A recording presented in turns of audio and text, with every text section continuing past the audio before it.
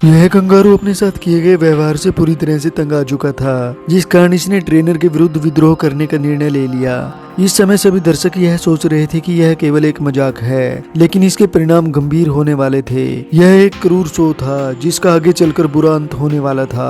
Trainer ने kangaroo को पूंछ से पकड़कर खींचना शुरू कर दिया, लेकिन जल्द ही कंगारू का धैर्य खत्म हो जाएगा। ट्रेनर के पूंछ छोड़ते ही कंगारू ने पलटकर प्रतिक्रिया करते हुए उस पर आक्रामक रवैया अपनाना शुरू कर दिया।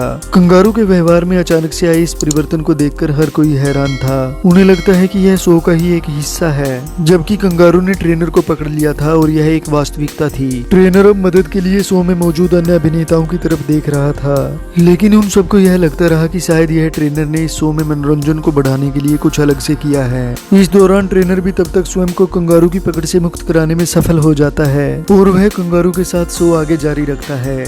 लेकिन आगे आने वाले क्षणों में चीजें और भी गंभीर होने वाली थी। हालांकि ट्रेनर को मंच से वापस बुला लिया जाता है। कंगारू अभी शांत दिख रहा था और मंच पर सब कुछ सामान्य था, लेकिन अभी कुछ देर ही हुई थी कि इस दौरान ट्रेनर फिर से मंच पर आ जाता है। इसके बाद कंगारू फिर से उसके विरुद्ध आक्रामकता अपना लेता है। दर्शकों को फिर से लगता है कि यह केवल शो का एक हिस्सा है। इस दौरान ट्रेनर कंगारू को नियंत्रित करने की कोशिश करने लगता है, पर कंगारू अपना गुस्सा दिखाना जारी रखता है। वह ट्रेनर के व्यवहार से पूरी तरह से तंग आ चुका था और इसी व्यवहार का सामना उसे अब भी करना पड़ रहा था। ट्रेनर लगातार मंच पर कंगारू को अपने व्यवहार से मजबूर कर रहा था।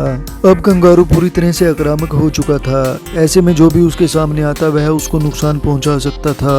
कंगारू की आक्रामकता बढ़ता देखकर ट्रेनर को मंच फिर से छोड़ना पड़ा, लेकिन कंगारू ने फिर से दौड़कर उसे पीछे से पकड़ लिया।